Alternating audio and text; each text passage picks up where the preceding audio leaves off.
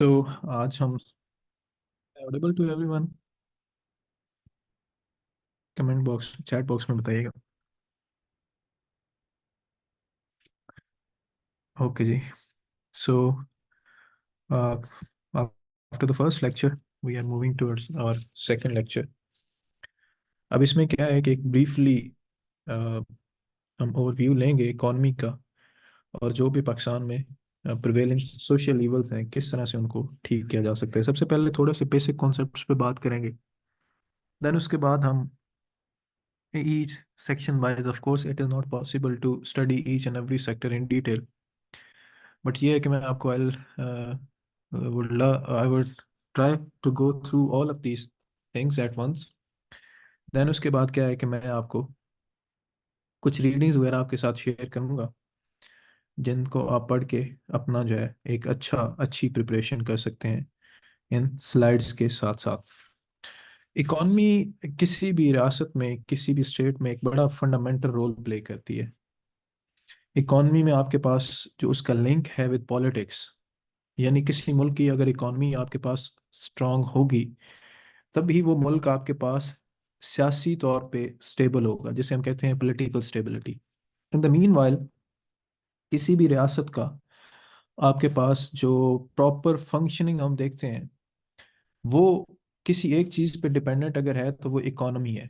The stronger the economy the stable the state are. उसकी politics, उसके लोग, each and everything आपका dependent होता है डायरेक्टली और इनडायरेक्टली ऑन स्टेबल इकोनॉमी। अब क्या है कि दुनिया में जो एक फिनोमिना एग्जिस्ट कर रहा है बिफोर 18th सेंचुरी, जब इंडस्ट्रियल रेवोल्यूशन नहीं आई थी आपके पास, तो उससे पहले आपके पास क्या था कि एक दुनिया की इकोनॉमी सेग्रीगेटेड थी।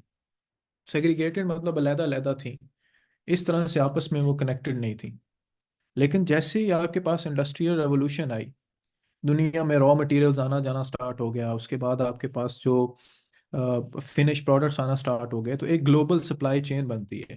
ग्लोबल सप्लाई चेन क्या होती है कि दुनिया में एक चीज़ एक जगह पे बन रही है, उसकी कंजम्पशन दुनिया में किसी दूसरी जगह पे आ रही है, और इसी बेस पे दुनिया जो है वो डिवाइड हुई। यानी डिवीजन क्या थी कि एक साइड पे ग्लोबल नॉर्थ था, एक साइड पे ग्लोबल साउथ, यानी पावरफुल इकोनॉमिकली पावरफुल कंट्रीज और इकोनॉमिकली वीकर कंट्रीज। देन उसके बाद developing countries and developed countries, third world countries and first world countries. ये जो सारी टर्मिनोलॉजीज हैं ये डेवलप होती हैं on the basis of economy, क्योंकि इसके पीछे एक बहुत बड़ा फंडामेंटल प्रिंसिपल इन्वॉल्व था, that was of free market. यानी कैपिटलिज्म आता है, उसके बाद कैपिटलिज्म क्या था कि बेसिकली प्राइवेट ओनरशिप होनी चाहिए, दैट गवर्नमेंट का रोल मिनिमम होना चाहिए, लेस इज फेयर होना चाहिए, पूरी दुनिया जो है उसकी इकोनॉमी कनेक्टेड होनी चाहिए। अब इसके साथ कुछ इश्यूज इन्वॉल्व थे। जो लोग पहले से पावरफुल थे, इकोनॉमिकली पावरफुल थे, उन वो क्या करते थे कि वो आपके पास उनके उनके पास रिसोर्सेज की मोनोपोली आ जाती थी, while on the other hand जो इकोनॉमिकली एज साउंड नहीं होते थे वो बिजनेस स्टार्ट नहीं कर पाते थे। तो इसके ऑल्टरनेटिवली एक आइडियोलॉजी आई जिसको हम मार्क्सिज्म कहते हैं। मार्क्सिज्म क्या करता था कि वो इजैलिटेरियनिज्म, यानी तमाम लोग इक्वल हैं और इक्वल आपके पास क्या होनी चाहिए, रिसोर्स डिस्ट्रीब्यूशन होनी चाहिए। सो पाकिस्तान भी वन ऑफ दोज कंट्रीज के जो आपके पास जिसकी इकॉनमी एक थर्ड वर्ल्ड कंट्रीज या डेवलपिंग कंट्रीज में आता है। तो आज हम जरा ब्रीफ सा ओवरव्यू लेंगे पाकिस्तान की इकॉनमी में क्या रोल है, पाकिस्तान की इकॉनमी में क्या इश्यूज हैं, क्या बेसिक कॉन्सेप्ट्स हैं और उसको किस तरह से रेक्टिफाई किया जा सकता है। कुछ की कॉन्सेप्ट्स हैं, जब भी आपने इकॉनमी पे क्वेश्चन अटेम्प्ट करना है तो इनकी कॉन्सेप्ट्स के को सामने रखते हुए ही आपने बात करनी है। जिसी तरह इस तरह जो भी लेक्चर हमारा होगा उसमें मैं आपको की कॉन्सेप्ट्स बताऊंगा, जिससे हम कहते हैं जार्गन्स, कि ये फॉर एग्जांपल इकॉनमी है तो इकॉनमी में ये जार्गन्स हमने यूज़ करने हैं, ये चीज़ें यूज़ करनी है ताकि आप एग्जामिनर के साथ जो है वो रिलेट कर पाएँ। सबसे पहले जो फैक्टर्स ऑफ प्रोटेक्शन होते हैं वो तीन तरह के होते हैं। एक लैंड होता है, लेबर होता है, एंटरप्रेन्योरशिप होता है। लैंड कोई भी नेचुरल रिसोर्स हो सकता है, ठीक है। फॉर एग्जांपल आपके पास एग्रीकल्चर हो सकता है, उसमें लोग काम करते हैं, फिर उस पर इंडस्ट्री लग जाती है, उस पर काम करते हैं। अब जो न्यू फ्री लांसिंग आ रही है उस पर जो काम करते हैं। सो इस तरह से आपके पास क्या है कि ये एनी एनी नेचुरल रिसोर्स जिस पे आपके पास काम किया जा रहा है या जो एज अ सोर्स के तौर पे यूज किया, जो नेचुरल है, ठीक है, उसे हम लैंड कहते हैं। फिर लेबर क्या होते हैं, वर्कर्स होते हैं जो उस पर काम करते हैं। और कैपिटल क्या होता है, मनी हो सकती है, मशीन, टूल्स।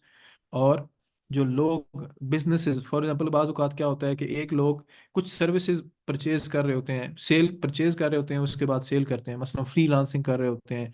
या फिर आपके पास इसमें स्टॉक मार्केट जो है उसमें कर रहे होते हैं। तो वो सारा का सारा आपके पास क्या होता है कि इस वेरिएबल में हम देखते हैं। सो बेसिकली आपके पास जब भी हम इकोनॉमी को स्टडी करते हैं तो उसमें तीन चीज़ें देखी जाती हैं। सबसे पहले है कि लोगों की नीड्स क्या है, ठीक है, कि सेल्फ स्टेट्स ऑफ डेप्रिवेशन क्या है। किसी भी मुल्क की इकोनॉमी को देखने के लिए हम देखते हैं कि उसकी वहाँ पे लोगों के पास क्या गुर्बत तो नहीं है, अनएम्प्लॉयमेंट तो नहीं है, इन्फ्लेशन तो नहीं है। क्या उनकी जो फिजिकल नीड्स हैं, जिसमें फूड है, क्लॉथिंग है, शेल्टर है, वाटर है, वो मिल तो नहीं रही। क्या लोग आपस में सेटिस्फाइड हैं या नहीं है, ठीक है। उसके बाद उनके पास नॉलेज या सेल्फ एक्सप्रेशन है या नहीं है। सो ये आगे जब हम कॉन्सेप्ट पढ़ेंगे तो उसमें you will be able to relate with that. फिर उसके बाद क्या है कि लोगों की वांट्स क्या है, यानी जो एक तो चीज़ है कि हमारी बेसिक नेसेसिटीज हैं। दूसरा क्या है, व्हाट वी वांट। अब हम क्या चाहते हैं कि हमारे पास नॉलेज हो, हमारी नीड्स और वांट्स सेम है। लेकिन एक जो डेवलप्ड कंट्रीज होगी वहां पे उनकी नीड्स और होंगी, उनकी वांट्स और होंगी, क्योंकि उनको वो ऑलरेडी ये जो चीजें आपके पास ये मिल रही होंगी। फिर क्या है कि डिमांड, कि एक पर्टिकुलर मुल्क में आपके पास किस चीज की डिमांड एग्जिस्ट करती है। सो नीड्स, वांट्स और डिमांड्स की बेस पे हम दुनिया में डिफरेंट कंट्रीज को डिफरेंट कैटेगरी में कैटेगराइज करते हैं। अब पाकिस्तान में लोगों की नीड्स क्या है, वो नीड्स, वांट्स और डिमांड सारी की सारी सेम है। अब चाइना जैसी कंट्री में चले जाएं तो उनकी नीड्स यही बेसिक रहेंगी। वांट्स क्या है कि वहां पे एक अच्छा लाइफ जा रहे हैं, अर्बनाइजेशन की तरफ जा रहे हैं। डिमांड क्या है कि आपके पास उसकी तीन डिफरेंट मार्केट्स हैं। एक लोकल मार्केट है, फिर उसके बाद क्या है आपके पास, एक उनकी नेशनल लेवल की मार्केट है, उसके बाद आपके पास क्या है कि एक इंटरनेशनल या ग्लोबल मार्केट है, ठीक है। सो इस सारे सिनेरियो में आपके पास क्या होता है कि वो उस इकोनॉमी को हम क्या करते हैं, डिवाइड करते हैं। सो इसी वजह से हम कहते हैं कि पूरी दुनिया में इकोनॉमिक इनइक्वालिटीज हैं। यानी अगर चाइना की डिमांड्स और होंगी, पाकिस्तान की डिमांड्स और होंगी। सो वहां से आपके पास एक को रिलेशन बनता है कि यानी जो फॉरेन एक्सचेंज रिजर्व्स हैं वो आपके पास क्या होना स्टार्ट हो जाते हैं, कम होना स्टार्ट हो जाते हैं। या दुनिया में एक टर्म यूज होती है प्रिवेलेंट इनइक्वालिटी या इनहेरेंट इनइक्वालिटी, कि दुनिया का जो स्ट्रक्चर है उसमें इकोनॉमिक इक्वालिटी आ ही नहीं सकती। सारी की सारी इनइक्वालिटी, यानी एक रियासत अगर उसके पास पैसे ज्यादा है, दूसरी के पास कम है, तो वो हमेशा ऐसा ही रहेगा। वो ज्यादा वाली के पास और ज्यादा होते जाएंगे और कम वाली के पास आपके पास और कम होते जाएंगे। तो इसकी बेस पे हमने क्या किया कि हमने इसको डिवाइड कर लिया कि डेवलपिंग कंट्रीज में, डेवलप में और थर्ड वर्ल्ड कंट्रीज में। अब नेक्स्ट आते हैं आपके पास ही अक्सर एक टर्म आप यूज करेंगे, सर्विसेज एंड गुड्स। गुड्स जो होती हैं आपके पास वो यूजफुल होती हैं, स्कार्स होती हैं, ट्रांसफरेबल होती हैं। जैसे फॉर एग्जांपल आपके पास फर्नीचर है, क्लॉथ्स है, ग्रोसरीज हैं, इस तरह की और चीज़ें आपके पास। सर्विसेज क्या होती हैं कि आपके पास परफॉर्म की जाती हैं फॉर होम, जैसे हम होम रिपेयर करते हैं, टीचिंग है, हेयर कट है, इस तरह की आपके पास और चीज़ें हैं। फिर उसके बाद गुड्स को भी फर्दर दो में डिवाइड किया जाता है, कंज्यूमर गुड्स जो हम खाते हैं या जो हमारी आपके पास जिन, फॉर एग्जांपल हमने एक फर्नीचर का सेट बना लिया तो हम उसको यूज़ कर रहे हैं। हमने एक आपके पास कोई इस तरह की और चीज़ बना ली है तो हमने उसको यूज़ कर रहे हैं। फिर उसके बाद आपके पास कैपिटल गुड आता है कि जिन चीज़ों से मिल के आपके पास क्या होता है कि वो सारी की सारी चीज़ें जो हैं वो बनती हैं, ठीक है जी। उसके बाद जो इकोनॉमी है उसको दो लेवल पे, ये बेसिक कॉन्सेप्ट्स हैं, अगर आपको नहीं भी आते तो यू कैन स्किप दैट। जो इसमें से आपको याद रह जाए उसमें लिख लीजिएगा, जो ना आए तो उसको ना लिखिए जाए। मैक्रो इकोनॉमिक्स क्या होती है कि ये बड़े पर्सपेक्टिव में देखती है कि आपके पास अनएम्प्लॉयमेंट क्या है, इंटरेस्ट रेट क्या है। इंटरेस्ट रेट क्या होता है कि जब भी हम कुछ बोरो करते हैं बैंक से तो we have to repay a certain amount on that. फिर उसकी गवर्नमेंट स्पेंडिंग क्या है, ग्रोथ रेट क्या है, ये सारी की सारी इसमें देखते हैं। माइक्रो इकोनॉमिक्स में हम लोगों को देखते हैं कि लोग कितना अच्छा रह रहे हैं, लोगों का जो डिसीजन मेकिंग है वो किस तरह से कर रहे हैं। पाकिस्तान में आप गरीब हैं तो गरीब किस तरह से रह रहे हैं, इकोनॉमिक आउटकम्स किस तरह से जनरेट कर रहे हैं। ये सारा का सारा आपके पास माइक्रो इकोनॉमिक्स में होगा। मैं इसको थोड़ा सा फास्ट स्किप करूंगा क्योंकि मेजर पोर्शन हमारा आगे है, उस पर थोड़ा ज़्यादा टाइम जो है वो मैं लगाऊंगा। फिर आता है आपके पास अ, दो तरह के सिस्टम होते हैं, ठीक है। एक कैपिटलिस्ट सिस्टम होता है और एक आपके पास कमांड इकोनॉमी होती है। यहीं से आपको जो प्रॉब्लम्स हैं वो किसी भी मार्केट में या आपके पास प्रॉब्लम्स हैं उनको समझने में हेल्प आउट करते हैं, ठीक है। फर्स्ट आपके पास क्या है कि ऐसा इकोनॉमिक सिस्टम जिसमें प्राइवेट इंडिविजुअल्स होते हैं, बिजनेसेस होते हैं, government own and control factors जो है उसमें चंद एक होते हैं कि वो सिर्फ कम कम चीज़ों पे वो उसका रोल कम होता है। यानी गवर्नमेंट क्या कर रही होती है, वो देखती है किसी के साथ कोई नाइंसाफी तो नहीं हो रही, एक रेगुलेटरी बॉडी के तौर पे वो एग्जिस्ट करती है। फिर उसके बाद क्या है कि आपके पास एक एक एक एक उसका बेसिकली एक जैसे कहते हैं ना, घर में एक बड़ा बैठा होता है, वो देख रहा होता है कि सारे अपनी अपनी मर्जी का काम कर रहे हैं लेकिन उसमें वो इंटरफेयर नहीं करता।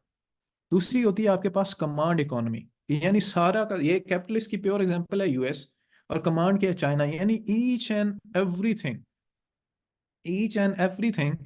Is controlled and owned by the state.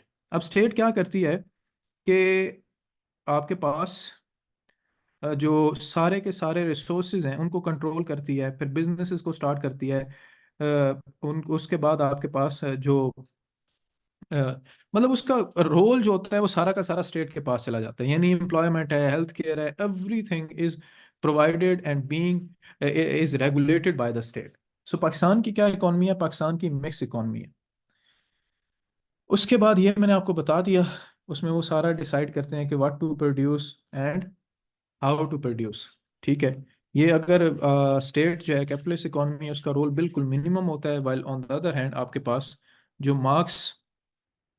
Marxism है या कम्युनिस्ट इकॉनमी है उसका रोल इसमें आपके पास क्या होता है, कम होता है। यानी फ्री मार्केट नहीं होती आपके पास, जो मार्केट है वो totally controlled by the state होती है।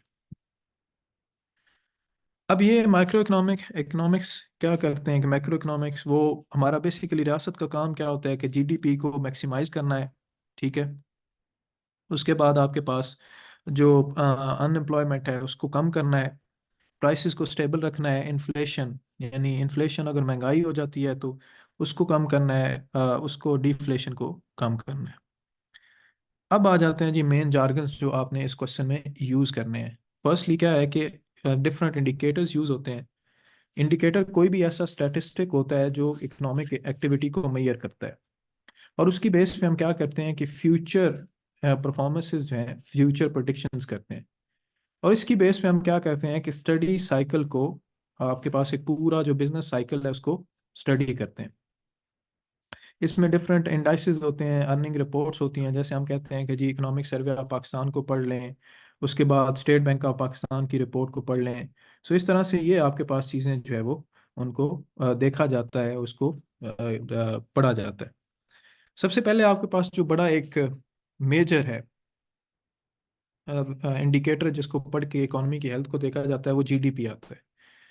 जीडीपी क्या कहता है कि it is value of all the goods and services produce with in the country.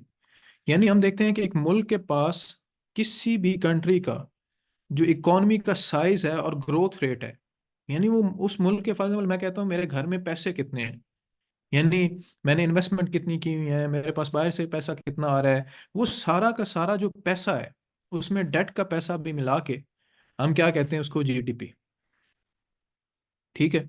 इसकी ये आपके पास फॉर्मूला है कि पर्सनल एंड पब्लिक कंजम्पशन क्या है, गवर्नमेंट एक्सपेंडिचर्स क्या है, पब्लिक एंड प्राइवेट इन्वेस्टमेंट क्या है, एक्सपोर्ट्स माइनस इंपोर्ट्स। अब मेरा यहाँ आपसे क्वेश्चन है, किसी मुल्क की अगर इंपोर्ट्स ज़्यादा हों और एक्सपोर्ट्स कम हो तो क्या उसकी जीडीपी स्ट्रांग होगी या वीक होगी? ज़रा चैट बॉक्स में लिख के बताएं।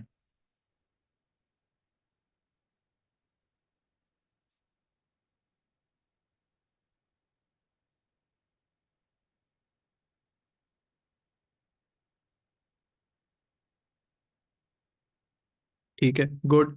इसी तरह मैं अगर आपको कहता हूँ कि अगर गवर्नमेंट के एक्सपेंडिचर ज़्यादा होंगे जीडीपी कम होगी या ज़्यादा होगी? ठीक है। सो ये क्या है कि ये वेरिएबल्स हैं जिनकी बेस पे हम देखते हैं। तो पाकिस्तान की इंपोर्ट्स क्या है, कम है। एक्सपोर्ट्स इंपोर्ट्स ज़्यादा है और एक्सपोर्ट्स कम है, तो इसी वजह से Pakistan has always face a dilemma of economic crisis. ठीक है। उसके बाद जीएनपी क्या है कि पूरी दुनिया में जो आपके वर्ल्ड वाइड जो आपके फॉरेनर्स रह रहे हैं, पाकिस्तान के जो नेशनल्स रह रहे हैं, उसकी वैल्यूज़ और गवर्नमेंट की जो ओन्स हैं, ओनिंग जो कि सारे के सारी चीज़ें मौजूद हैं, उनको मिला के उसको ग्रॉस नेशनल प्रोडक्ट कहते हैं। ये पाकिस्तान की जी जीडीपी ग्रोथ रेट है। 2023 में आपके पास 4.5% थी, 4 थी। अभी अराउंड 2 to 3% जो है वो चल रही है। यानी तो अगर 248 पाकिस्तान की इकोनॉमिक ग्रोथ है, तो टोटल कितना हर साल उसमें कितनी एडिशन हो रही है। अगर नेगेटिव में हो रही है तो इसे हम कहते हैं माइनस। अगर पॉजिटिव में अगर आपके पास हो रही है तो इसे हम कहते हैं एडिशन। ठीक है। नेक्स्ट आता है per capita income. Per capita income क्या होती है कि हम टोटल पॉपुलेशन को उस पर डिवाइड कर देते हैं। ठीक है। टोटल पॉपुलेशन को डिवाइड करते हैं टोटल जीडीपी पे, और आपके पास एक बंदे की इनकम आ जाती है। एक सिंपल सा आपके पास क्या है कि फार्मूला, कि अगर वो पर कैपिटा इनकम आपके पास ज़्यादा होगी तो उसके मुल्क के जो लोग हैं वो ज़्यादा खुशहाल होंगे। अगर पर कैपिटा इनकम कम होगी तो उसके मुल्क के जो लोग हैं वो कम खुशहाल होंगे। ये आप देख सकते हैं 1537 है। तो ये एक कोई इतना अच्छा इंडिकेटर नहीं है पाकिस्तान का। फिर आ जाता है इन्फ्लेशन। इन्फ्लेशन को महंगाई कहते हैं। ये इंक्रीज इन प्राइसेस और increase in the cost of living होता है। और उसके बाद डिफ्लेशन को हम कहते हैं general decline in price level of goods and services. फिर परचेजिंग पावर जो है, it is amount of goods and services that can be purchase with a unit of currency. So इन सारे वेरिएबल्स को देख लें और पाकिस्तान को देख लें कि पाकिस्तान में प्राइसेस कम हो रही हैं या ज़्यादा हो रही हैं, डिक्लाइन हो रहा है, आपके पास जो प्रोडक्टिविटी है वो कम हो रही है या ज़्यादा हो रही है, टेक्नोलॉजिकल इंप्रूवमेंट्स हो रही हैं या नहीं हो रही, परचेजिंग पावर पाकिस्तान की क्या है। तो यहाँ से आपको पाकिस्तान की इकॉनमी का अंदाज़ा हो जाएगा। ये आप देख सकते हैं 8.5% है, लेकिन अभी जो 24 का है, जो इकोनॉमिक सर्वे ऑफ पाकिस्तान की समरी में आपको शेयर करूंगा, उसमें इट इज़ अराउंड 30 to 35%। फिर ट्रेड डेफिसिट, इसको समझना बहुत ज़रूरी है जब हम आगे जाएंगे उसको करंट अकाउंट डेफिसिट को, सॉरी ट्रेड डेफिसिट को, करंट अकाउंट डेफिसिट को समझने के लिए। उसमें क्या होता है कि अगर आपकी एक्सपोर्ट्स आपकी इंपोर्ट से ज़्यादा हो तो उसे हम कहते हैं सरप्लस। ठीक है। उसके बाद अगर हम इसको कहें कि आपके पास इसकी इंपोर्ट्स कम हो, इंपोर्ट्स ज़्यादा हो जाए एक्सपोर्ट से, तो इसे हम कहते हैं ट्रेड डेफिसिट। अब ये सारे का सारा पैसा कहाँ से आपके पास उसको पे किया जा रहा होता है। ये पैसा आपके पास पे किया जा रहा होता है कि जो जो आपके पास फॉरेन एक्सचेंज रिजर्व्स होते हैं। ठीक है। जो फॉरेन एक्सचेंज, अगर आपके पास ये सरप्लस होगा तो फॉरेन एक्सचेंज रिजर्व ज़्यादा होंगे। अगर सर डेफिसिट होगा तो फॉरेन एक्सचेंज रिजर्व्स आपके पास कम होंगे। फिर ये सारा का सारा आपके पास देखा जाता है बैलेंस ऑफ पेमेंट में। अगर तो आपके पास ट्रेड डेफिसिट या करंट अकाउंट डेफिसिट आ रहा है, तो इसे हम कहते हैं बैलेंस ऑफ पेमेंट क्राइसिस। ठीक है। यानी एक मुल्क से हम चीज़ खरीदते हैं और हमारे पास पैसे ही नहीं है देने के लिए, तो हमारे पास उसको हम कहते हैं कि आपके पास इस मुल्क में आपके पास पैसे नहीं है, करंट फॉरेन एक्सचेंज रिजर्व्स नहीं है। तो इसको हम बैलेंस ऑफ पेमेंट क्राइसिस कहते हैं। इस पे भी क्वेश्चन आ सकता है कि बैलेंस ऑफ पेमेंट क्राइसिस क्या है, लास्ट टाइम आया भी था, that is related with exports and imports. फिर टैक्स टू जीडीपी रेशो, यहाँ पे ये मैंने अपना इंटेंशनली इसको ऐड किया है कि जितना कोई मुल्क जो है टैक्स ज्यादा देता होगा, उतना मुल्क जो है, उतना वो मुल्क क्या होता है, उसकी जीडीपी अच्छी होती है। ठीक है। जब वो टैक्स नहीं देंगे तो वो पैसा कहाँ से आएगा आपके पास, हम बाहर से कर्जा लेंगे, डेट लेंगे। ठीक है। सो पाकिस्तान की जो टैक्स टू जीडीपी रेशियो हमेशा 10% से कम रही है।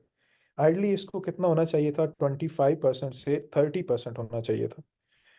फिर डेट एंड लाइबिलिटीज आ जाती हैं, जो हम बाहर से पैसे लेते हैं या हमारे ऊपर वो जो चीज़ें लाइबिलिटीज होती हैं। फॉर एग्जाम्पल, मैं आपसे एक क्वेश्चन पूछता हूँ कि अगर बजट में दो चीज़ों को देखा जाता है, एक्सपेंडिचर और रेवेन्यू का, घर का बजट हो या आपके पास मुल्क का बजट हो, कि एक्सपेंडिचर कितना है और रेवेन्यू कितना है। उस एक्सपेंडिचर और रेवेन्यू में अगर एक्सपेंडिचर ज़्यादा हो और आपके पास रेवेन्यू कम हो, तो इस सूरत में घर घर का एक बंदा है जिसने जो देखना है, घर के मामलात को देखना है, तो वो क्या करेगा?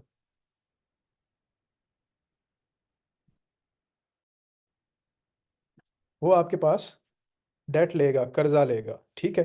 तो इसी वजह से आप देख सकते हैं कि सिंस द स्टार्ट पाकिस्तान ने हमेशा से कर्जा ही लिया, क्योंकि इसका जो है वो फिस्कल डेफिसिट या बजट डेफिसिट आता रहा है। उसके बाद ये आप देख सकते हैं, इसको मैंने लिंक किया है विद दैट, कि आपके पास जो बजट डेफिसिट है किस तरह से इम्पेक्ट करता है। फिर उसके बाद ये कुछ इसकी टर्म्स हैं जिसको आप देख लीजिएगा, कि पाकिस्तान का बजट डेफिसिट 21-22 में इतना था। ये कुछ रिपोर्ट्स हैं जिसमें आपके पास उसका स्टैटिस्टिकल डाटा मौजूद है। उसके बाद इसकी रीजंस भी रखी हैं, किस तरह से एनर्जी और जो पावर सेक्टर की सब्सिडीज हैं उनकी सर्कुलर डेट में इंक्रीज करता गया है। उसके बाद क्या है कि आपके पास ये थोड़ा सा डिफरेंस है कि नेशनल डेट जो है गवर्नमेंट को पूरा, जो पूरे का पूरा किसी मुल्क पे कर्जा होता है उसे नेशनल डेट कहते हैं। जो एक साल का बजट बनाने में जो आपके पास कर्जा आता है उसको हम क्या कहते हैं, कि आपके पास बजट डेफिसिट है। यानी एक बजट में जो पैसे कम या ज्यादा होते हैं उसे हम क्या कहेंगे, बजट डेफिसिट कहते हैं। ये अगेन आप इसकी स्टैटिस्टिक्स जो है वो साइड पे मेंशन कर दी हैं, उनको पढ़ लीजिएगा। उसके बाद ये भी स्टैटिस्टिक्स हैं, इसको आप देख लीजिएगा। जो याद रहे आपको उसको पढ़ लें, जो नहीं रहता उसको बेशक छोड़ दें, थोड़ा सा उसको अभी के साथ भी कंपैरिजन कर लीजिएगा। फिर आता है जी अगली मेजर टर्म, इसमें आती है फॉरेन एक्सचेंज रिजर्व्स। हमारे जो फॉरेन एक्सचेंज रिजर्व्स हैं, हम कहते हैं जी 3 बिलियन है, 4 बिलियन है, यानी आपके पास 10 बिलियन है। तो इस सारे को जो कंपनसेट किया जाता है, फॉर एग्जाम्पल हमारे पास पैसे नहीं होंगे तो हम जाते हैं ब्रेटन वुड इंस्टीट्यूशंस के पास। अब ब्रेटन वुड इंस्टीट्यूशंस क्या है, कि आपके पास वो इदारे जो दुनिया के फाइनेंशियल सिस्टम को रेगुलेट करते हैं, जिसमें आपके पास आईएमएफ और वर्ल्ड बैंक है। आईएमएफ क्या करता है कि जब आपके पास पैसे नहीं होते, बैलेंस ऑफ पेमेंट क्राइसिस आता है, तो वो आपको टेम्परेरी लोन देता है कि ये पैसे ले लो और इसको पे कर दो और उसके बाद मुझे वापस कर देना। फिर वर्ल्ड बैंक जो होता है वो आपको डेवलपमेंट के लिए पैसे देता है। अब इसमें क्या होता है कि आईएमएफ और वर्ल्ड बैंक, पाकिस्तान ने हमेशा से since 1954 and after 1970 Pakistan has gone to IMF for 23 times, जिसको हम डिटेल में आगे देखेंगे। उसके नतीजे में क्या होता है कि पाकिस्तान, यानी आप ये समझें कि हर 3 साल बाद पाकिस्तान क्या करता है कि बोरो करता है मनी को, जिसको बजट डेफिसिट, यानी अपने रेवेन्यू को भी चलाता है, ठीक है, और दूसरा क्या करता है कि उस पर और काम नहीं करता। फिर आता है पॉवर्टी। जी पाकिस्तान में पॉवर्टी प्रेवलेंट है, it is around 30%। Exchange rate हमारे जो एक 1 यूनिट के मुकाबले में जो हमारी करेंसी की वैल्यू है, इसे हम परचेजिंग पावर पैरिटी कहते हैं, वो भी नहीं है। स्टॉक मार्केट, इंटरेस्ट रेट, ये इसकी सारी डिटेल्स हैं, इसको आप पढ़ लीजिएगा। ये सबसे इंपॉर्टेंट है आज की दुनिया में। जो सबसे इंपॉर्टेंट आपके पास चीज़ है वो है आपके पास फॉरेन डायरेक्ट इन्वेस्टमेंट। क्योंकि दुनिया की सारी जो इकोनॉमीज हैं, they are interconnected with each other, ठीक है, इंटरकनेक्टेड हैं, सही है। तो इसके नतीजे में क्या होता है कि एक मुल्क से इन्वेस्टमेंट दूसरे मुल्क में जा रही होती है। एक मुल्क से इन्वेस्टमेंट दूसरे मुल्क में जाती है तो उसको हम कहते हैं ग्लोबल सप्लाई चेन्स, ठीक है। ग्लोबल सप्लाई चेन्स क्या करती हैं कि इकोनॉमीज को आपस में इंटरकनेक्ट करती हैं। अगर तो आपके पास किसी मुल्क से फॉरेन डायरेक्ट इन्वेस्टमेंट ज़्यादा आ रही है किसी मुल्क में, तो वो मुल्क क्या होगा कि उसकी ग्रोथ रेट पे भी इम्पेक्ट आएगा। अगर कम मुल्क से बाहर जा रही है, यानी मुल्क में कोई इन्वेस्टमेंट कर ही नहीं रहा, तो आपके पास उसकी फॉरेन डायरेक्ट इन्वेस्टमेंट कम हो जाएगी। So as a result of that क्या हो जाएगा कि वो मुल्क इकोनॉमिकली ग्रो नहीं कर पाएगा। फिर करंट अकाउंट स्टेटस है, इन्फ्लेशन रेट्स हैं, इसको आप देख लीजिएगा। ये दो पॉलिसीज हैं जी इस सबको रेगुलेट करने के लिए। मॉनेटरी पॉलिसी आपके पास क्या होती है कि जो स्टेट बैंक यानी मनी को कंट्रोल करता है उसे हम कहते हैं मॉनेटरी पॉलिसी। फिर आपके पास आती है फिस्कल पॉलिसी, कि जो बजट में हम सब्सिडीज देते हैं, टैक्स को ज़्यादा कर दिया, कम कर दिया, ये सारी की सारी जो चीज़ें हैं इसे हम कहते हैं आपके पास फिस्कल पॉलिसी। ये इसके जो आउटकम्स हैं, ठीक है, कि फिस्कल पॉलिसी के नतीजे में ट्रेड डेफिसिट को कम किया जाता है, फॉरेन डायरेक्ट इन्वेस्टमेंट को टट किया जाता है, यानी सारे के सारे जो लिए जाते हैं वो आपके पास फिस्कल पॉलिसी को किया जाता है। ठीक है, मॉनेटरी पॉलिसी में बैंक जो है वो कम करते हैं। ये मैं आपको स्किप इस वजह से करवा रहा हूँ कि मैं इसका बेसिक आइडिया आपको दे रहा हूँ। स्टडी आपने खुद करना है, जो आपको याद रहेगा वो आप इसको कर दीजिएगा, प्लस जो इकोनॉमी की रीडिंग्स आपको दूंगा उसको भी अंडरस्टैंड करने में आपको आसानी होगी। ठीक है, अब आते हैं जी जो हमारा मेन टॉपिक है, पाकिस्तान की इकोनॉमी क्या है, कि it is any an agricultural economy. ठीक है, स्टार्ट में हम जिस पे डिपेंडेंट थे वो आपके पास क्या था, कि एग्रीकल्चर सेक्टर था। एग्रीकल्चर सेक्टर को जब हम देखते हैं तो in the start, just a second,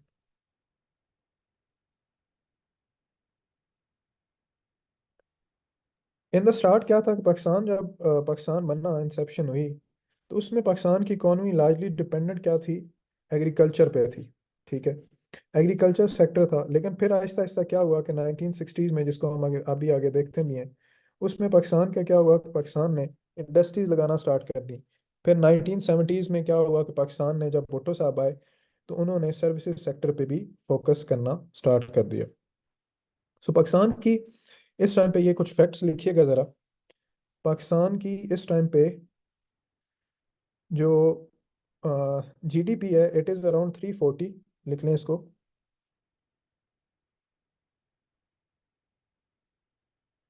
exports हैं 35.210 बिलियन। ठीक है, और एक्सपोर्ट्स में जो मेजर एक्सपोर्ट्स हैं वो हैं textile, food, chemicals, leather goods, sport goods and petroleum to some extent. ठीक है, इंपोर्ट्स में आप देखें, पेट्रोलियम है, एग्रीकल्चर है, फूड है, टेक्सटाइल है। ठीक है, टेक्सटाइल देखें, that has been largely produce in Pakistan throughout the years, but क्या है कि आपके पास अभी हम किस पे डिपेंडेंट हैं, अभी हम बाहर से जो है उसको लेके आ रहे हैं। उसके बाद क्या है कि पाकिस्तान की जो इकोनॉमी है वो स्लोली ग्रो कर रही है। लेकिन अभी क्या है आपके पास, कि जो साउथ एशिया, यानी इसमें जो ज़्यादातर कंपैरिजन मैंने ऐड किया है वो साउथ एशियन कंट्रीज़ का ऐड किया है, वो क्या है कि इट हैज़ बीन स्टैग्नेंट। यानी अगर वो 4% पे ग्रो कर रही थी, तो हम कितने पे ग्रो कर रहे थे, 2% पे। यानी इवन हमारी जो अपनी जो नेबरिंग कंट्रीज हैं उनसे भी हम 2% कम ग्रो करते आ रहे हैं। इसकी वजूहत क्या है आपके पास, इसकी वजूहत हमारी प्राइमरीली हिस्ट्री में, हिस्ट्री में इस तरह से है आपके पास, किसी भी इकॉनमी को सस्टेनेबल होने के लिए, सस्टेनेबल आपके पास क्या है कि वो ओवर द ईयर, यानी ऐसे ग्रो कर रही होती है, यानी स्मूथली 1% ऐड हो रहा है, 2% ऐड हो रहा है। उसके लिए ज़रूरी होता है कि आपके पास पॉलिसी कंसिस्टेंसी हो। ठीक है, पॉलिसी कंसिस्टेंसी में ज़रूरी होता है कि फॉर एग्जांपल अगर हमने कोई एक मॉडल अपनाया है तो उसी को हम लेके चलें। तो यहाँ पे आप आर्ग्यूमेंट ये लेंगे कि राइट आफ्टर, यानी इनिशियली तो हमारी फ्लैट थी, हमने क्या करना स्टार्ट कर दिया, हमने कैपिटलिज्म को लेके आए। आपको याद होगा कि सीटो और सेंटो के साथ हमने एग्रीमेंट किए, और कैपिटलिस्ट मॉडल जो है उन्होंने हमें हेल्प आउट किया in establishing the research and development centre. यानी हार्वर्ड से लोग आए, यूएस ने हमें हेल्प आउट किया, और यहाँ पे प्लानिंग कमीशन बना। सो उन्होंने इंडस्ट्रियलाइजेशन की। लेकिन जैसे ही इंडस्ट्रियलाइजेशन अयूब खान साहब करते हैं, भुट्टो साहब आके उसको बिल्कुल रिवर्स कर देते हैं। यानी पहले वो कैपिटलिस्ट इकोनॉमी थी, दूसरा वो क्या होगी, कमांड इकोनॉमी बन गई। ठीक है, कमांड में क्या था कि सारी की सारी चीजें जो है, ये सारी की सारी जो इंडस्ट्रीज थी उनको नेशनलाइज कर दिया गया। ठीक है, फिर उसके बाद क्या हुआ कि जब नेशनलाइजेशन हुई, यानी आप देखें, आप पहले स्टेट सारी की सारी नेशनलाइज कर लेती है। यानी आपके पास जो रेलवे है, पीआईए है, जो सारी की सारी चीजें जब उनको नेशनलाइज कर लिया, तो उसके बाद आपके पास क्या होगा कि वो एक बर्डन बन जाता है स्टेट पे, या तो प्रॉफिट जनरेट करती हैं या लॉस मेकिंग। चूंकि स्टेट में आपके पास ब्यूरोक्रेसी जो है यूजली इनफेक्टिव होती है, तो वो क्या करती है कि उसको, उसकी वजह से आपके पास क्या होना चाहिए, होना स्टार्ट हो गया कि वो एक काइंड ऑफ ये मसला बना कि वो बर्डन बनना स्टार्ट हो गई। फिर 1980s में जैसे ज़ियाउल हक साहब आते हैं, तो आपके पास अफगानिस्तान वॉर स्टार्ट हो जाती है। टेररिज्म और जो दूसरे फैक्टर्स थे, उनकी वजह से क्या हुआ कि हमने मैसिव जो डेट है वो लेना स्टार्ट कर दिया। जब डेट लेना स्टार्ट कर दिया, तो उसके बाद से आज तक हमारी जो ग्रोथ चल रही है वो फंडेड ग्रोथ है। यानी मुशर्रफ साहब आते हैं 2001 में, तो उन्होंने भी फॉरेन एड पे चलाई रखा। फिर 2008 में हम दोबारा आईएमएफ के पास चले गए। 2014 में सी पैक भी, it is one of the kind of foreign foreign add है हमें, कि वो यहाँ पे आ रही है। फिर कोविड में आप देख लें कि हम आईएमएफ के साथ बार बार जा रहे हैं। सो इन अ वे यहाँ से आपका आर्ग्यूमेंट क्या डेवलप होता है? आर्ग्यूमेंट ये डेवलप होता है कि पाकिस्तान की इकोनॉमी तीन चीज़ों पे डिपेंडेंट रही है। एक, with the experiments, just a second, आई नहीं, 2 मिनट दीजिएगा, मैं पानी पी लूँ उसके बाद में आप वेलकम है।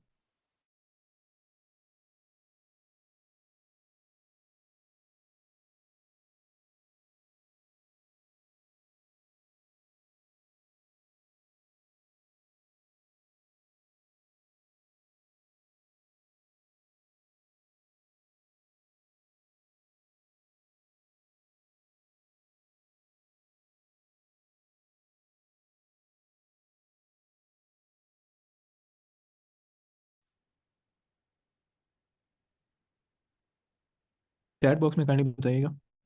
I am really sorry, actually I had a call from my teacher, तो मुझे वो लेनी पड़ी।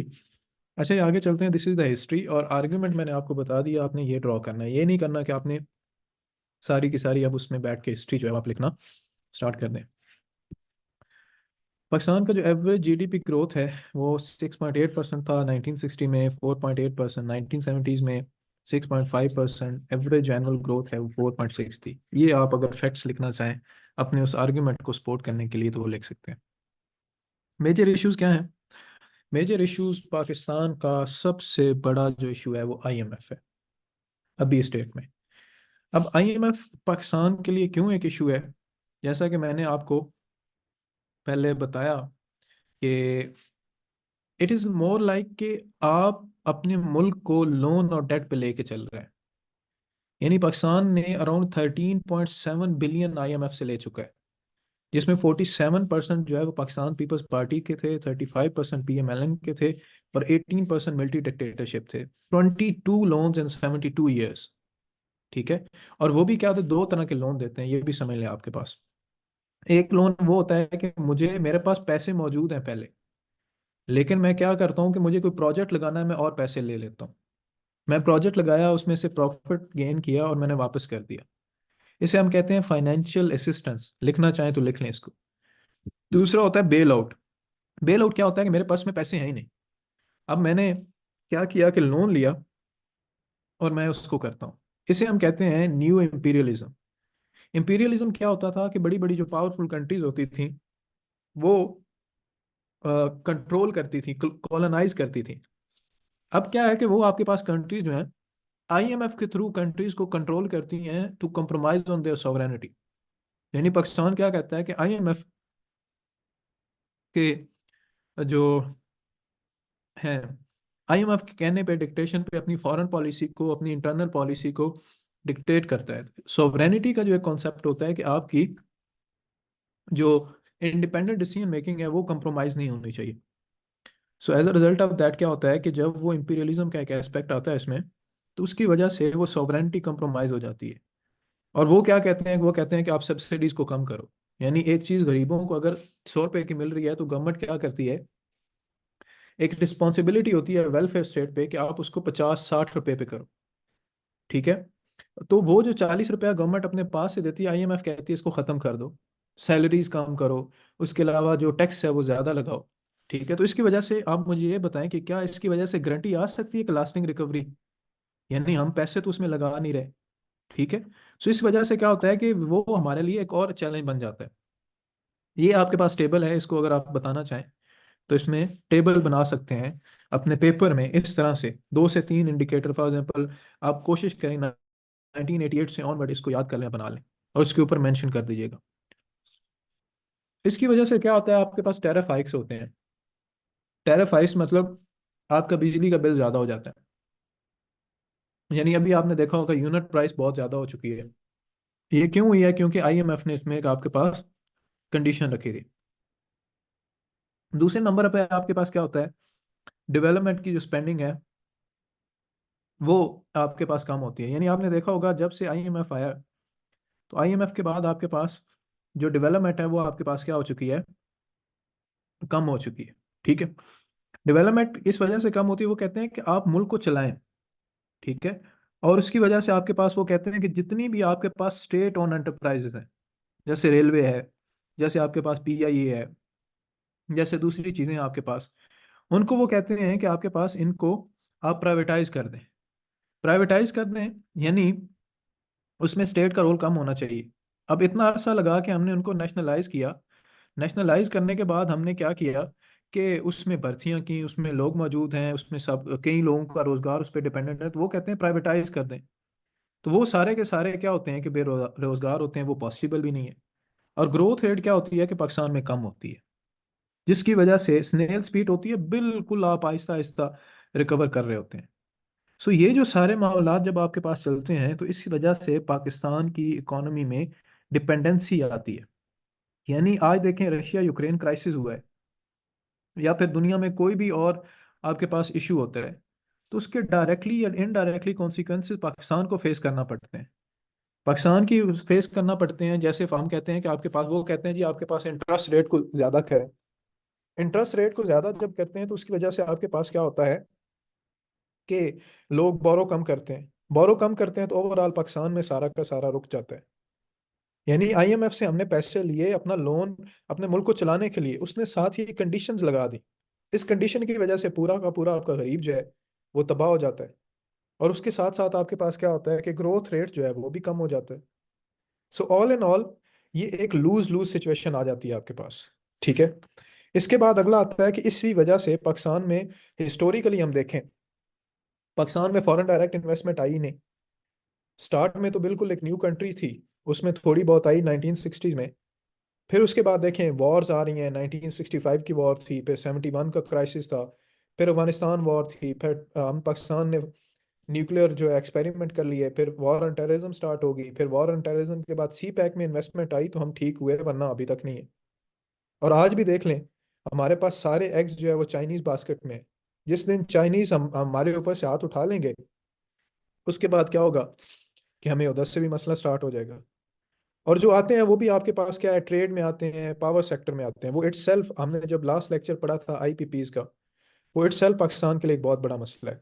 ये आप एक चार्ट बना दीजिएगा उसमें अपने पेपर में कि ये हमारे पास फॉरेन डायरेक्ट इन्वेस्टमेंट इतनी आई है। फिर उसके बाद ये कंट्रीज का शेयर बता दीजिएगा। ठीक है। अब देखें ना, पाकिस्तान, यूएई, उसके बाद जो दूसरी कंट्रीज हैं उनको क्यों नहीं नाराज कर सकता। यानी इसका मतलब है कि जो हमें यूके कहेगा हमें मानना है, जो यूनाइटेड स्टेट कहेगा, यूनाइटेड स्टेट में जो हमारा ओपिनियन है वो, वहाँ फॉरेन डायरेक्ट इन्वेस्टमेंट पे बड़ा बड़ा उसका की रोल है। तो ये आपने बना के साथ में ये बताना। उसके बाद क्या है, इसकी वजह से ईज ऑफ डूइंग बिजनेस, इसकी वजह क्या है, फॉरेन डायरेक्ट इन्वेस्टमेंट क्यों नहीं आ रही? ईज ऑफ डूइंग बिजनेस ही नहीं है। ईज ऑफ डूइंग बिजनेस में क्या होता है कि यहाँ पे लॉज एंड रूल्स जो है पुराने हैं, पावर्स नहीं है, एनर्जी की जो प्राइसेस हैं महंगी हैं, लेबर आपके पास स्किल नहीं है, फिर उसके बाद आपके पास जो इंफ्रास्ट्रक्चर उतना अच्छा नहीं है, कनेक्टिविटी नहीं है, and most importantly political instability है। पॉलिटिकल इंस्टेबिलिटी की वजह क्या है कि हमारे यहाँ जब एक गवर्नमेंट 2 साल बाद चेंज हो जाए, 3 साल बाद चेंज हो, कोई लेके आते नहीं यहाँ पे। फिर सिक्योरिटी के इश्यूज हैं कि टेररिज्म आप देखें दोबारा रिसर्च कर रहा है, करप्शन आपके पास पाकिस्तान 140 पे आउट ऑफ 173 कंट्रीज। सो इसकी वजह से क्या है कि आपके पास जो रियलाइज नहीं कर पा रहे, हमारे यहाँ special economic zones, 9 special economic zones हैं, उनको आपने देखना है। टूरिज्म हमारे पास मौजूद है, वो नहीं यूटिलाइज हो रही। क्यों? क्योंकि आपके पास एक क्रेडिबिलिटी नहीं है। ब्रैकोटेक का केस आप देख लें कि एक प्राइवेट दो फर्म्स थी, उन्होंने 1994 में यहाँ पे इन्वेस्टमेंट की, लेकिन सुप्रीम कोर्ट ऑफ पाकिस्तान ने उनको यहाँ से निकाल दिया, उस पर हमारा फाइन भी हुआ हमें। इस वजह से देख लें, हमारे पास जो इंडिपेंडेंट पावर प्रोड्यूसिंग प्लांट्स हैं, यानी जो बाहर से आके यहाँ पे एनर्जी प्रोड्यूस कर रहे हैं, उनको हम पैसे ही नहीं दे रहे। और इस वजह से सारा का सारा क्रेडिबिलिटी इश्यूज आ गए आपके पास। ठीक है। नेक्स्ट आता है आपके पास जो FATF और वो जो सारे मामला थे। यानी पाकिस्तान में एक चीज ये होती है कि इकोनॉमी को रन करने के लिए आपका इमेज भी बड़ा की रोल प्ले करता है। FATF क्या है, फाइनेंशियल एक्शन टास्क फोर्स, जो ये बताती है कि ये कंट्री कितनी सेफ एंड साउंड है with respect to the money laundering. Pakistan में इशू स्टिल वहीं का वहीं है कि पाकिस्तान उससे आउट तो निकल गया है कि, लेकिन फिर भी वहाँ पे हमारे जो इश्यूज हैं मौजूद हैं। यानी ब्लैक ब्लैक इकोनॉमी यहाँ पे एग्जिस्ट करती है। ब्लैक इकोनॉमी वो होती है जो आपके पास फॉर्मल सेक्टर में नहीं होती। फिर उसके बाद आपके पास जो दूसरे चैलेंजेस हैं, जैसे मनी लॉन्ड्रिंग हो रही है, यहाँ पे डॉलर्स जो है उसकी इलीगल ट्रेड हो रही है। उसके बाद आपके पास गवर्नमेंट को पता ही नहीं है पैसा कहाँ पे है, और वो टेररिज्म फाइनेंसिंग के लिए होती है। तो पाकिस्तान का पूरी दुनिया में जो एक इमेज है वो खराब हो चुका है, और उस वजह से पाकिस्तान में कोई इन्वेस्टमेंट भी नहीं करता और पाकिस्तान के साथ कोई प्रॉपर रिलेशंस भी नहीं बनाता। सो ये एक मेजर चैलेंज था। इसके साथ साथ कुछ और माइनर चैलेंजेस भी हैं, जिसमें हमारे यहाँ एलिनेटिंग इकोनॉमिक सिक्योरिटी, क्लाइमेट है, इनकंसिस्टेंसी है।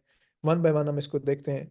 पॉलिटिकल इंस्टेबिलिटी है, लॉन्ग लास्टिंग रोड मैप नहीं है, पॉपुलेशन का एक इशू है, हमारे यहाँ बजट डेफिसिट हमेशा से मौजूद है, कुछ स्ट्रक्चरल इश्यूज हैं जिनमें करप्शन एंड अकाउंटेबिलिटी बॉटलनेक्स है, और टैक्सेशन इशू है, और पुअर टैक्स कल्चर है।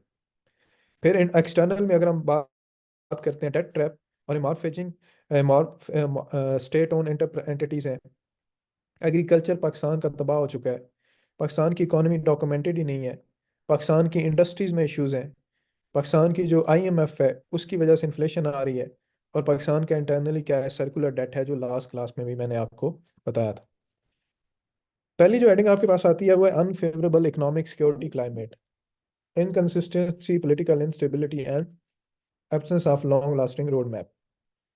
अब मसला क्या है कि पाकिस्तान में जिस तरह आप कहते हैं पॉलिटिकल एक क्लाइमेट होता है, इसी तरह आपके पास एक इकोनॉमिक क्लाइमेट भी होता है। ठीक है, लेकिन वो क्या है कि पाकिस्तान में चैलेंजेस हैं, जिसमें एक वजह तो ये है कि पाकिस्तान में टेररिज्म मौजूद है, सेपरेटिज्म मौजूद है, जिसकी वजह से आपके पास जो क्लाइमेट है वो फेवरेबल ही नहीं हो रहा। पाकिस्तान में हमेशा से ब्लेम गेम पॉलिटिक्स है, और टेम्परेरी ऑर्डिनेंस बेस पे जो लेजिस्लेशन की जाती है उसे हम टेम्परेरी लेजिस्लेशन कहते हैं। जब एक पार्लियामेंट के थ्रू पूरा पूरा प्रोसेस आता है तो वो लॉन्ग टर्म इकोनॉमिक पॉलिसीज बनती हैं। लेकिन पाकिस्तान में क्या होता है, शॉर्ट टर्म पॉलिसीज बनती हैं। जैसे आप देख लें, एहसास स्टार्ट हुआ, गवर्नमेंट चेंज हुई, उसने ख़त्म कर दिया। सेफ कार्ड स्टार्ट हुआ, गवर्नमेंट चेंज हुई, उसने ख़त्म कर दिया। सो वो क्या है कि आप एक टर्म लिखें यहाँ पे, पाकिस्तान इन Pakistan all the economic policies are made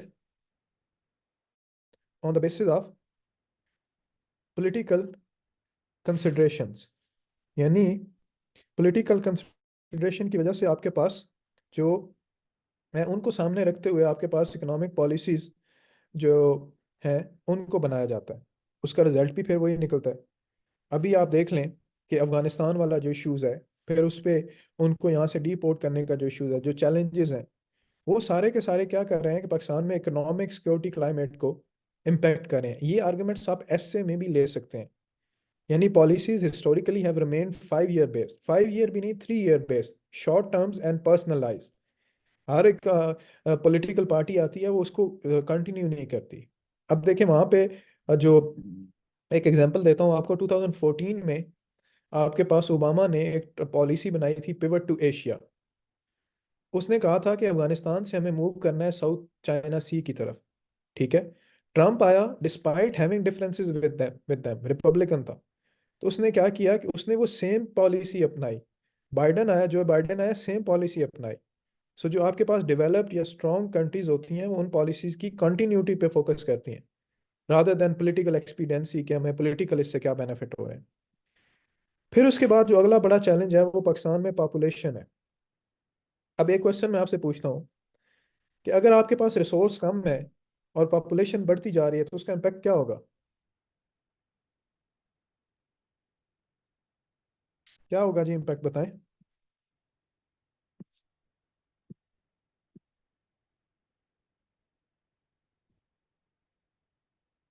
negative impact होगा। सिंपल टर्म में आप ये कहें, आप ये समझें कि आपके पास रिसोर्सेज खत्म हो जाएंगे, और आपके पास जो पॉपुलेशन है वो उसको फीड करने के लिए हमारे पास चीज़ें नहीं होंगी। सो इससे हम कहते हैं मैल्थूसियन कर्स। अब पाकिस्तान जो है one of the fifth largest country है इन द वर्ल्ड। ये 2017 का सेंसस था। अब दो फिफ्थ पे आ गए, 225 मिलियन लोग जो हैं। और इसका ग्रोथ रेट आप देखें 2.5% है। ठीक है, ग्रोथ रेट 2.5% है, यानी इसका मतलब है कि ये 40 करोड़ से भी ऊपर चले जाएगी। 57% इंक्रीज है। Third 13th highest birth rate है इन द वर्ल्ड। ठीक है, fertility rate highest in Asia है। इसकी वजह से क्या है कि आपके पास रिसोर्सेज जो हैं वो डिप्लीट होते जा रहे हैं, और उसके बाद आपके पास जो पॉपुलेशन है वो ज़्यादा होती जा रही है। 2018 में इस पे एक सोमोटो टास्क फोर्स बनी थी। क्या हुआ? कुछ भी नहीं हुआ। कॉन्ट्रासेप्टिव्स यानी पॉपुलेशन को कंट्रोल करने के लिए कोई हमारे पास चीज़ ही नहीं मौजूद है। और ये एक इन ह्यूमन बर्डन और मीगर रिसोर्सेज। यानी आप कहें कि आपकी कैपेसिटी 50 की है, 50 बंदों को खिलाने की है, और आप उस पर काम भी नहीं कर रहे, तो आप का इकोनॉमिक क्लाइमेट भी नहीं है। आप पैदा रोज बच्चे किए जा रहे हैं और आपके 100 बच्चे हो जाते हैं, तो उसके बाद क्या होगा कि at the end of the day you will face के आपके पास बचेगा नहीं। और यही चीज़ है जो issues in the economy of Pakistan, Ishrat Hussain की बुक है, उसने बड़ा इस पे बात की है, स्ट्रक्चरल इश्यूज में बात की है कि पाकिस्तान में पॉपुलेशन का एक बहुत बड़ा इशू है। जिसके पॉपुलेशन एक ऐसा इशू है जो जिसके साथ दूसरे सारे एजुकेशन का, हेल्थ का, उसके बाद आपके पास इन्वायरमेंट का, सारी चीज़ें इसके साथ लिंक है। ठीक है, फिर आता है जी बजटिंग कंस्ट्रेंट्स। इसको आप लिखिएगा persistent fiscal deficit, persistent budget deficit. Pakistan के जो 5 बजट बने हैं पिछले 5 सालों में, उनमें 8% डेफिसिट था। एग्जाम्पल देता हूँ आपको। पाकिस्तान में 9,000 अरब का अगर बिलियन रुपीस का अगर बजट बनता है, तो हमारे पास जो रेवेन्यू होता है वो 7,000 का होता है। 2,000 हम क्या लेते हैं? बोरो करते हैं। फिर अगले साल फिर वो आ जाता है, फिर बोरो करते हैं, फिर आ जाता है, फिर बोरो करते हैं। उसकी वजह से क्या होता है कि since 1990 Pakistan has average 4.2% growth, जबकि साउथ एशिया जो है उसकी 6% थी। और पाकिस्तान की जो पिछले 3 साल में थी has fallen further to the average of almost 1.9%। यानी आप अपने कंपेटिटर, आप जो इंडिया डिस्पाइट हैविंग चैलेंजेस, वो 4 से 5% की ग्रोथ रेट पे कर रहा है। लेकिन हमारे यहाँ चूंकि हमने पैसे उधार लेके जब चलाना है, नो कोई हमारे पास डेवलपमेंट नहीं होगी, कोई हमारे पास नए प्रोजेक्ट्स नहीं लगेंगे, तो उसका रिजल्ट तो आपके पास यही निकलेगा ना। इसकी वजह क्या है कि हम biting more than state can chew, कि स्टेट के पास कैपेसिटी नहीं होती, हम क्या करते हैं? सब्सिडीज देते हैं। सब्सिडीज देते हैं, उसकी वजह से हमारे पास क्या होता है कि हम स्टेट जो है और ज्यादा बोरो करने, यानी हम वोट लेने के लिए पैसे देते रहते हैं। फिर जो एनएफसी, जो हम 18 अमेंडमेंट में डिटेल में पढ़ेंगे, कि एनएफसी में क्या हुआ है कि सेंटर के पास 42.5% पैसा है, और जो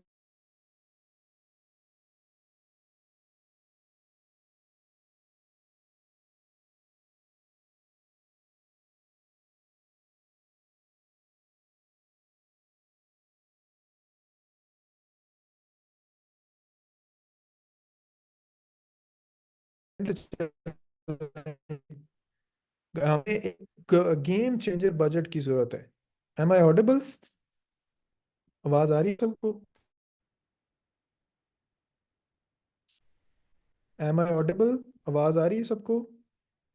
ओके। सो इसकी वजह से एक्सटर्नल अकाउंट के भी इश्यूज आते हैं। ठीक है, हमें मतलब वो पैसे हम current account deficit, current account से निकाल रहे होते हैं, यानी हमारी एक्सपोर्ट्स तो पहले ही कम है, जो आगे हम देखते हैं। सो यहाँ से बजट डेफिसिट, वहाँ से आपके पास करंट अकाउंट डेफिसिट, और उसकी वजह से हम और पैसे जो है वो लेते जाते हैं। ये है उसके बाद एनएफसी का शेयर है। यहाँ पे आप देख सकते हैं कि 57.5% जाता है प्रोविंशियल गवर्नमेंट को, 42.5% जाता है सूबाई सेंट्रल गवर्नमेंट को। अगला इसमें जो पाकिस्तान में मेजर चैलेंज है वो पाकिस्तान का क्या है? टैक्सेशन इश्यूज हैं एंड पुअर टैक्स कल्चर है। इसमें क्या है कि पाकिस्तान में टैक्स लिटरेसी नहीं है। लो टैक्स टू जीडीपी रेशियो है 9.1% है। और बजाय इसके कि जो वेल्दी लोग हैं उन पे टैक्सेशन लगाई जाए, उन पे डायरेक्ट टैक्सेशन की जाए, हम इनडायरेक्ट टैक्सेशन लगाते हैं। इनडायरेक्ट टैक्सेशन क्या होती है आपके पास? General sales tax. यानी ये हमने 100 रुपये का साबुन लेना है, उसमें हम 5 रुपये एक्स्ट्रा कर देते हैं। अब वो अमीरों के लिए तो इतना बड़ा नहीं होता मसला, लेकिन गरीब जो होते हैं, जो पहले इन्फ्लेशन में रह रहे हैं, उनके लिए जो कॉमन यूटिलिटी की चीज़ें होती हैं वो और ज़्यादा महंगी हो जाती हैं। फिर उसके बाद क्या होता है कि हम सब्सिडीज देते हैं कि जो बड़े बड़े माफियाज हैं, एरिस्टोक्रेट्स हैं,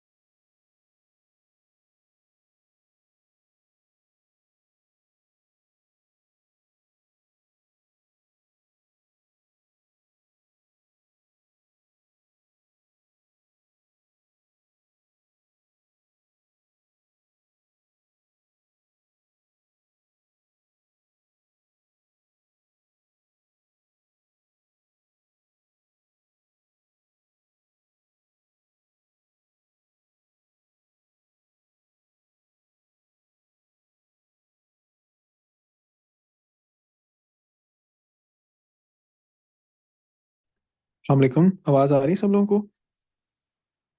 आई एम सॉरी, ये इंटरनेट की थोड़ी सी डिस्ट्रप्शन हो रही है, उसकी वजह से चल रहा है। Let me share. Lights. Recording in progress.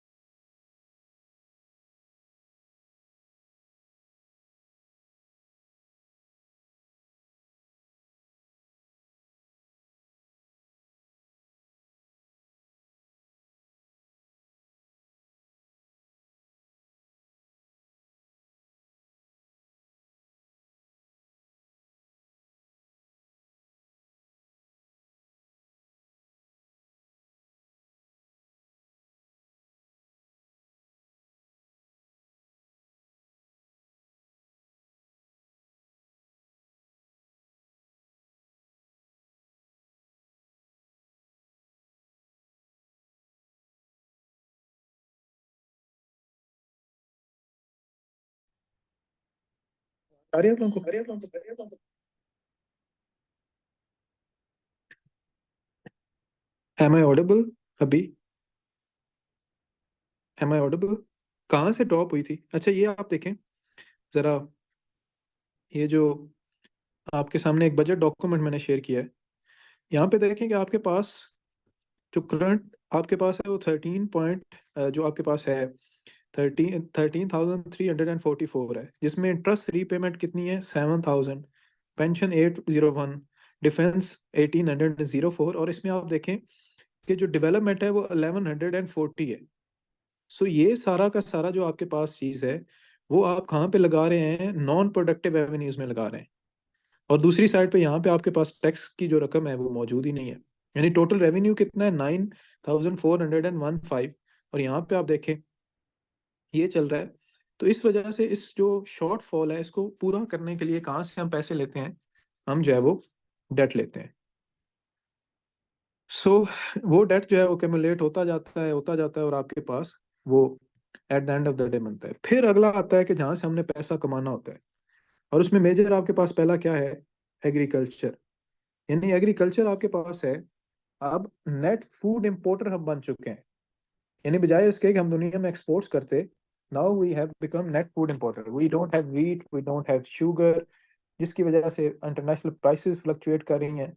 और पाकिस्तान इस टाइम पे जो पल्सेस पल्सेस क्या होती हैं, दालें होती हैं, वो 70% आपके पास क्या कर रहा है कि बाहर से इंपोर्ट कर रहा है। ठीक है। इसकी काफ़ी ज़्यादा रीजंस हैं। आपके पास टेक्नोलॉजी नहीं है, फार्मर लिटरेसी नहीं है, जेनेटिकली मॉडिफाइड सीड्स नहीं है, पॉलिसी कंसिस्टेंसी नहीं है, वाटर लॉगिंग और सैलिनिटी है, क्रॉप रोटेशन मैकेनिज्म एग्जिस्ट नहीं करता। ये मैं बोल रहा हूँ, दोबारा लेक्चर जब आप सुनेंगे इसको, आप कोशिश करें कि इसको लिख लें, कुछ खुद से भी ऐड कर लीजिएगा। फिर उसमें इन्वेस्टमेंट नहीं है। फिर ज़्यादा फोकस सर्विसेज सेक्टर पे है आपके पास। ठीक है। फ्लड्स हैं, मतलब you can relate anything with that. फिर उसके बाद अगला आता है undocumented economy and undigitise economy. 92% women जो है पाकिस्तान में अनडॉक्यूमेंटेड सेक्टर में काम कर रही हैं। और आपके पास जो जीडीपी की ग्रोथ, यानी अगर आपकी 348 की जीडीपी है तो उसमें 56% इनफॉर्मल इकोनॉमी है, और उसकी वर्थ $180 बिलियन पर एनम है। यानी इस $180 बिलियन पे आपके पास टैक्स लग ही नहीं रहा। वजह क्या है, लोग टैक्सेस देते ही नहीं है। और उस टैक्सेस की वजह से ब्लैक इकोनॉमी, जो कि नेगेटिव इकोनॉमी है, वो आपके पास आती है, और उस वजह से स्टेट का आपके पास क्रेडिबिलिटी जो है वो डेंट होती है। ठीक है। फिर हमारे यहाँ value added goods and services, यानी एक्सपोर्ट इंडस्ट्री प्रॉपर मौजूद ही नहीं है। यानी हमारे पास क्या है कि कोई वैल्यू एडेड, यानी आप क्या करते हैं कि आपकी जो प्रोडक्ट है उसकी दुनिया में वैल्यू होती है, या कोई बाहर से आप प्रोडक्ट लेके आते हैं, उसमें वैल्यू ऐड करते हैं। फॉर एग्जांपल जैसे वियतनाम है, अब वो गारमेंट्स टेक्सटाइल जो है वो इंपोर्ट कहीं और से करता है, उसको मैन्युफैक्चर करता है, बेच देता है। यानी इंडिजिनस इंडस्ट्रीज नहीं है। Same goes with Japan and other countries. Asian tiger सारा का सारा सिंगापुर है, उसके बाद ये दूसरी जो है छोटी इकोनॉमीज हैं, इकोनॉमीज बड़ी हैं, मुल्क छोटे हैं, यही काम कर रहे हैं। इसकी वजह से क्या है कि आपके पास, लेकिन हम क्या कर रहे हैं, इंपोर्ट्स को बंद कर देते हैं। एक्सपोर्ट डाइवर्सिफाई है ही नहीं। और जो हम रॉ मटेरियल बना रहे हैं टेक्सटाइल के लिए, हमें कॉटन चाहिए, despite being an agrarian country, हम वो कॉटन क्या कर रहे हैं कि आपके पास उसको इंपोर्ट कर रहे हैं। एक्सपोर्ट बेस्ड सेल्फ सफिशिएंसी है ही नहीं। सो ये क्या है कि ये सारे के सारे मेजर इश्यूज हैं। तो आज की क्लास हम यहीं पे एंड कर रहे हैं। कल इंशाल्लाह क्लास का टाइम आपके साथ कोऑर्डिनेट हो जाएगा, वे फॉरवर्ड हम इसका कल करेंगे। आज की समरी क्या है कि हमने बेसिक कॉन्सेप्ट्स देखे, और उसके बाद हमने क्या देखा कि बेसिकली पाकिस्तान की इकोनॉमी के चैलेंजेस क्या हैं। एक जनरल क्वेश्चन आ जाए तो आपने थोड़ा थोड़ा सबका लिख देना है, और इन सब पे एक सेपरेट क्वेश्चन भी आ सकता है, जिसको मैं आपके साथ रीडिंग शेयर करूंगा, जो अगले वीक में आपने पूरी पढ़नी है, और इनके साथ अपने नोट्स जो हैं वो ऐड कर लें। ठीक है जी, थैंक यू वेरी मच। अगर आप किसी का कोई क्वेश्चन है तो वो पूछ ले, अदरवाइज हम क्लास एंड करते हैं, रिकॉर्डिंग आपके साथ शेयर हो जाएगी, और कल हम इसका वे फॉरवर्ड कर लेंगे। ठीक है जी।